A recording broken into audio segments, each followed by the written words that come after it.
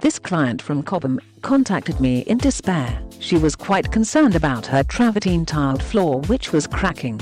She had the kitchen and dining room tiled with travertine 6 years ago, and recently several cracks had begun to appear in a long line crossing 5 tiles. Several holes had also begun to appear, and across the threshold to the kitchen from the dining area a serious lip had formed, where a tile had risen above its neighbour, causing a trip hazard.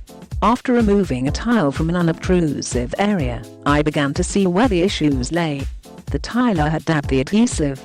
This meant that instead of spreading the adhesive equally across the tile and floor, they had splurged 4 lumps in each corner, then set the tile down.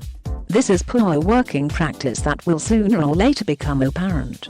It means the areas where no adhesive was applied are eventually compromised, resulting in cracking. This could take years or weeks to surface.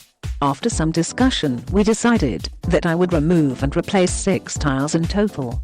The client was happy for me to go ahead and agreed a cost for the works to be done. Returning the following week, firstly I had to remove the grout. This was done with a handheld Fein tool fitted with an oscillating blade. I thought this would be good experience for my son during the holidays, so I took him along, and whilst I was working on the grout, he was able to gather the dust in a vacuum cleaner. Next, I started to remove the cracked tiles with a chisel, starting from the cracks where the tiles would be weakest. This was noisy and messy work which required ear defenders and safety goggles.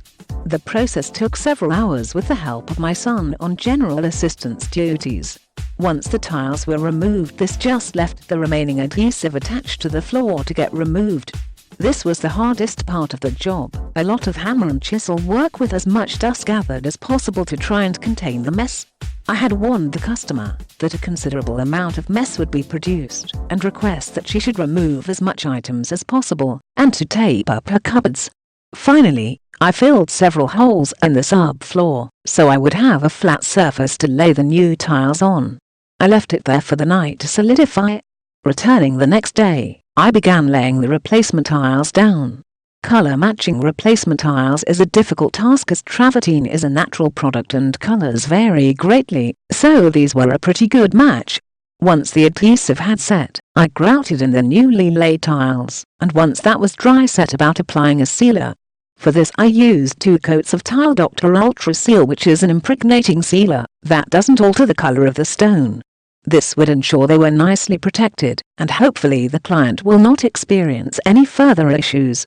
She was very happy with the result, and was pleased the floor no longer looked unsightly or posed a tripping hazard.